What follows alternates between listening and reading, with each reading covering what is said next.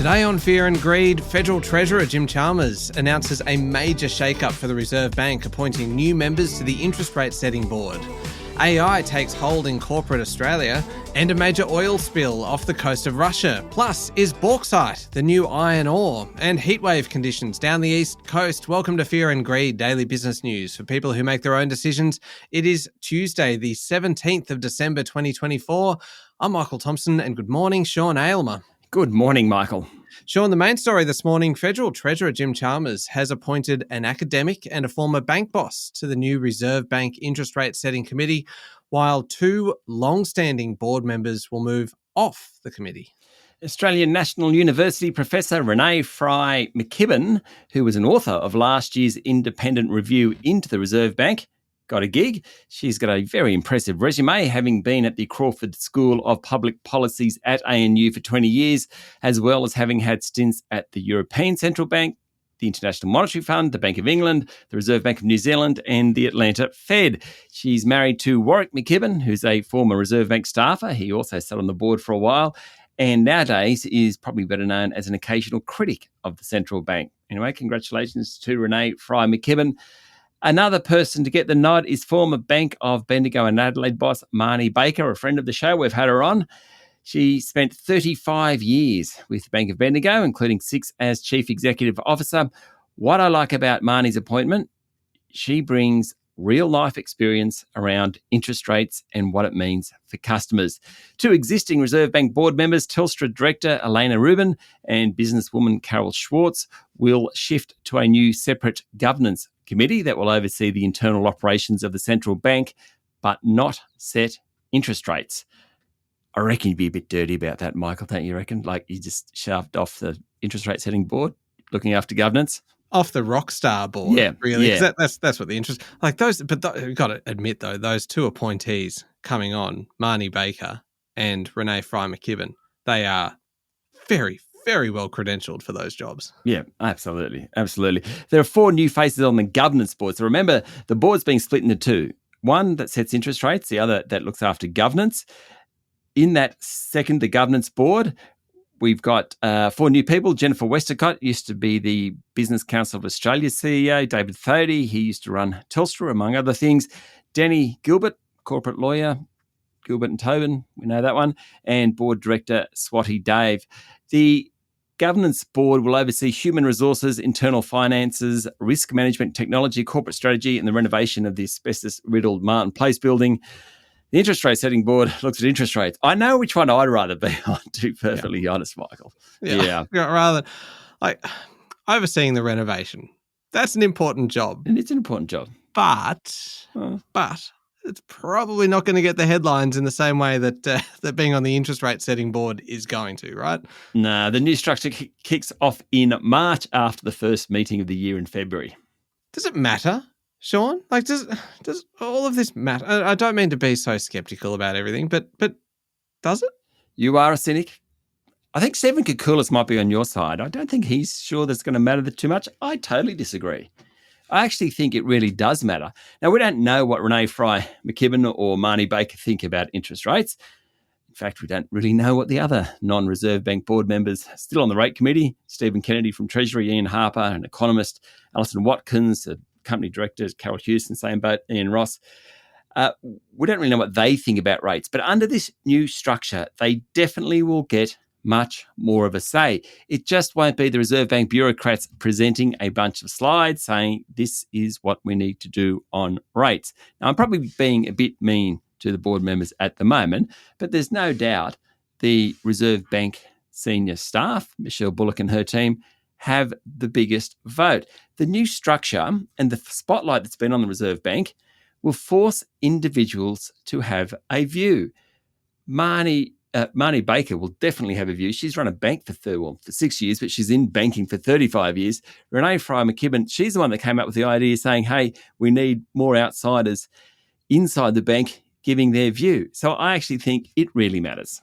So I suppose kind of better for accountability, better for real-world insights into the impact of these decisions and the necessity of these decisions as well. So overall, it kind of probably does tick a fair few boxes. Yeah, I think so. Okay. All right. Let's take a look at local markets. How did things go yesterday?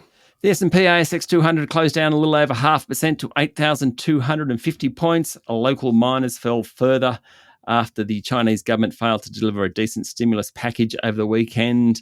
Tech stocks also suffered after Nasdaq dropped over the weekend, while property groups were lower generally. Banks were higher, as were the retailers. Not a great day too for Digico, listed on Friday, fell 5% that day, dropped another 5% yesterday.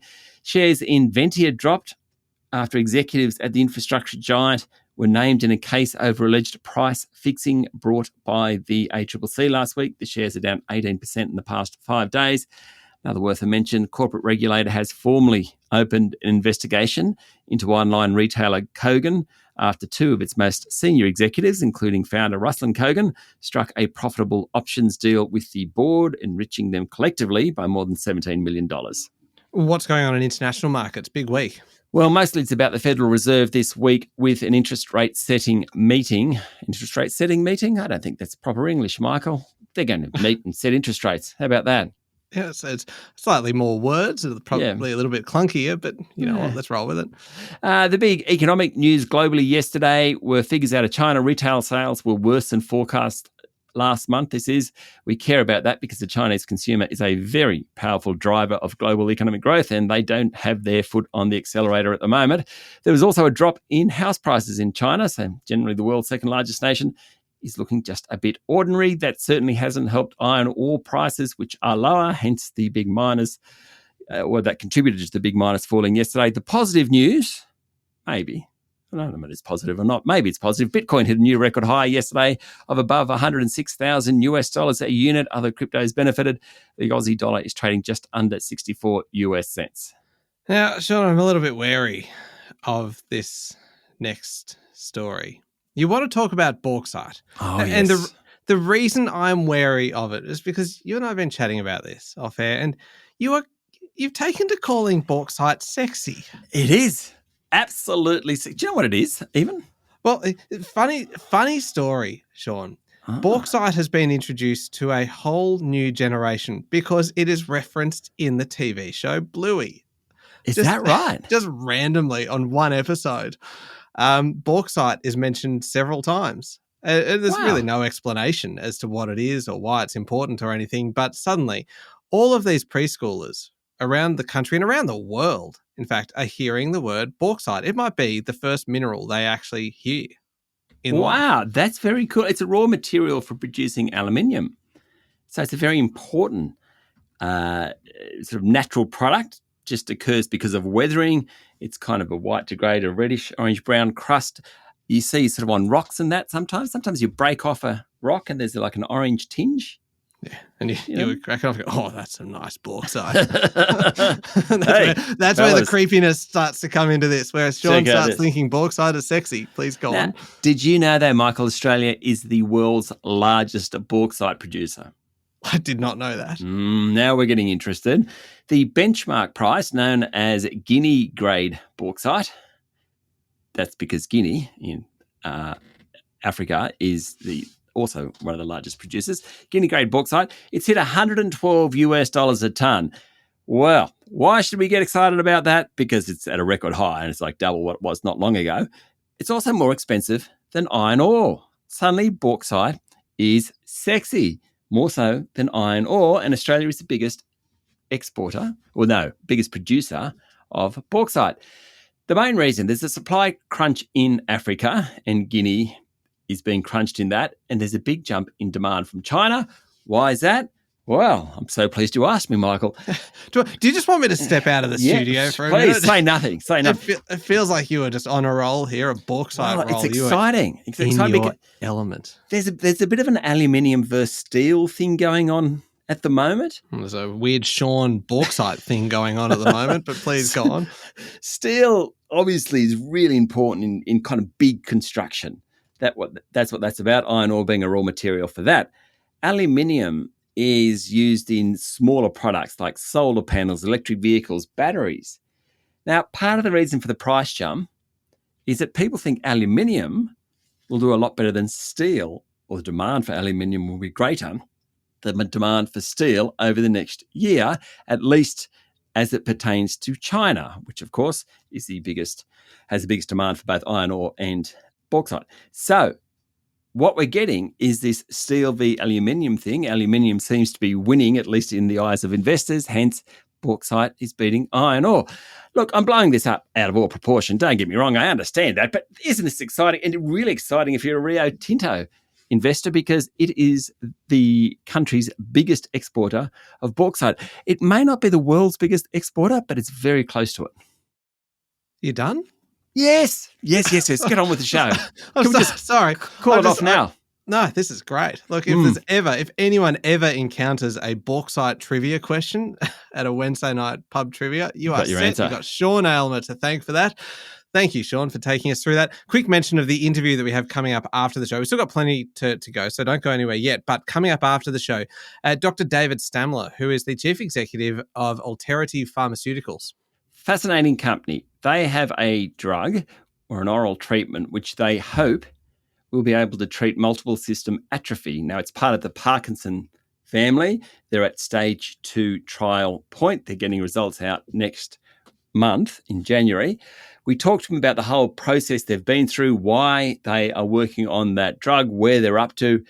Really fascinating look into that company. Yeah, it's coming up after the show. It is a really interesting conversation. Still plenty more to come. We've got some fascinating polls about the likelihood of a minority government next year. We're talking AI in the workplace, Russian oil spills. So much still to get through, Sean. We'll be back in a moment with the rest of the day's business news.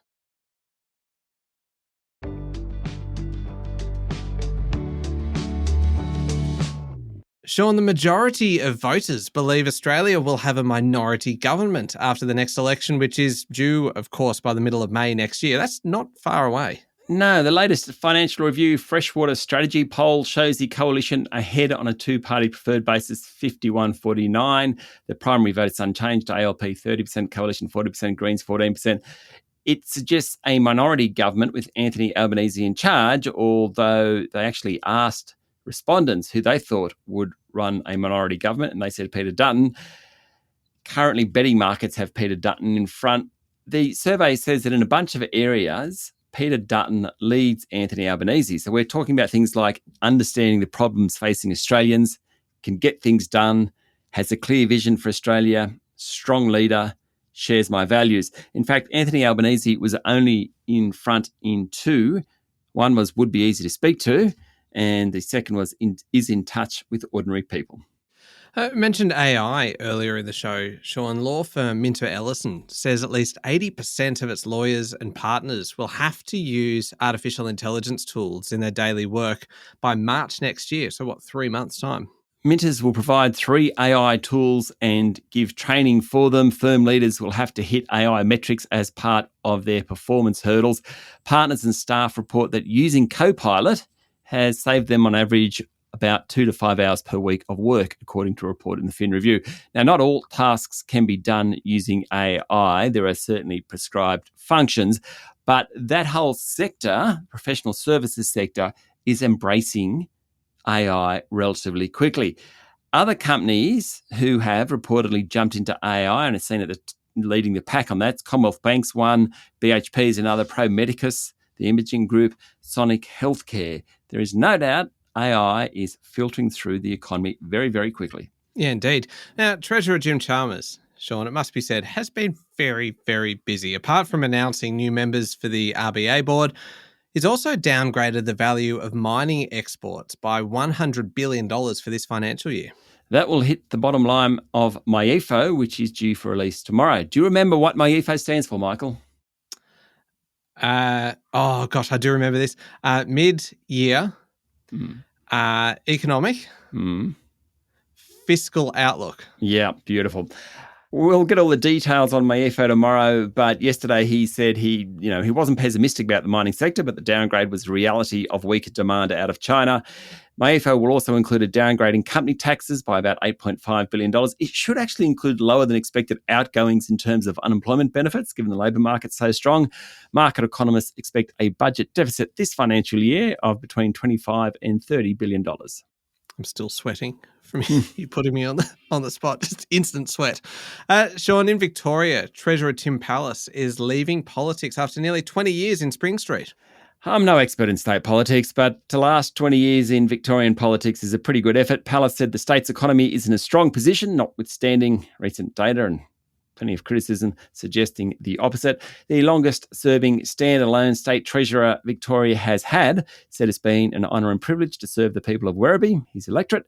Staying local, Canberra Airport says Qatar Airlines will restart flights to the ACT next year after ceasing services during the pandemic. That's cool. The East Coast, Sean, is experiencing an extreme heat wave with temperatures in some locations pushing beyond 40 degrees. Yesterday was one of the hottest December days on records. Parts of Victoria, New South Wales and Queensland were expected to reach the high 40s, while the Northern Territory faces severe to extreme heatwave conditions for much of the next 3 days. Alice Springs in the Northern Territory is expected to reach up to 43 degrees. Southwest Queensland's Birdsville, 45 degrees. Melbourne, expected to hit 41 degrees.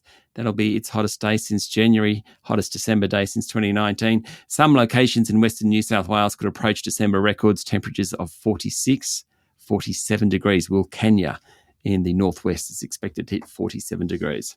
That is hot.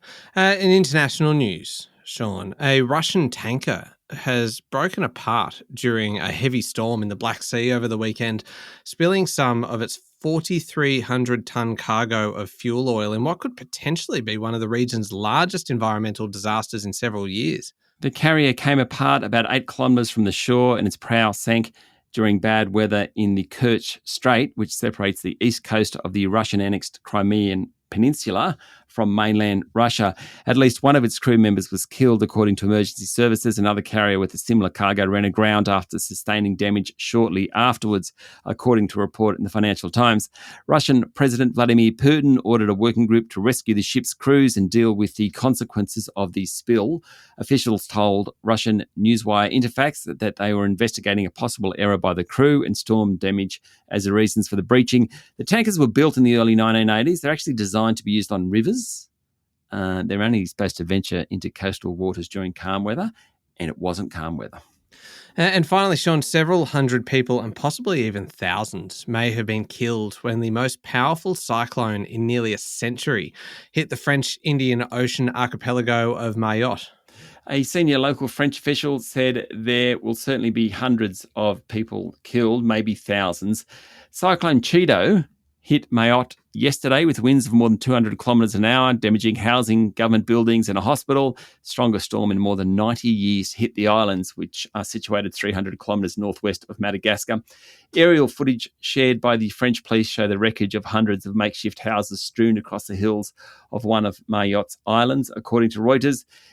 It's a really interesting island. In the last few decades, thousands of people have attempted to make the crossing from Comoros, off the coast of East Africa, to Mayotte, which has a much higher standard of living and access to the French welfare system. It is part of France. It's estimated that over 100,000 undocumented migrants live in Mayotte, so it's going to be very difficult to work out how many were killed. Sean, up next is the Fear and Greed Daily interview. Your guest today, Dr. David Stamler, Chief Executive of Alterity Pharmaceuticals. A great conversation, well worth a listen. They're a good supporter of Fear and Greed as well. They are coming up next in the Fear and Greed playlist on your podcast platform or at fearandgreed.com.au, which is also, Sean, where you can sign up for the free weekly newsletter, which comes out tomorrow. So there's never been a better time than right now to sign up for that one. Thank you very much, Sean. Thank you, Michael. It is Tuesday, the 17th of December, 2024. Make sure you're following the podcast and please join us online on LinkedIn, Instagram, X, TikTok and Facebook. I'm Michael Thompson and that was Fear and Greed. Have a great day.